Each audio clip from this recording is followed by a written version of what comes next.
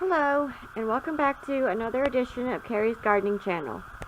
Today is March the 31st, sorry about that, 2018, and I have here one of my Santa Barbara begonias here that we started from seed, and I wanted to show you the root system on it.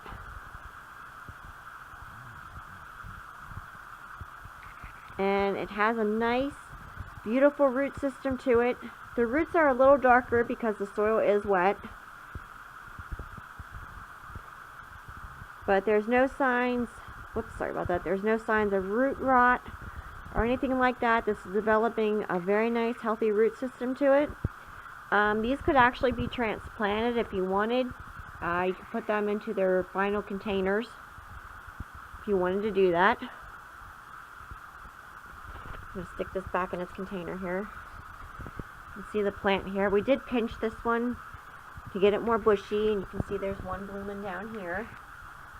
And I don't think any of the San Franciscos are open right now. We kind of hit a little standstill with them.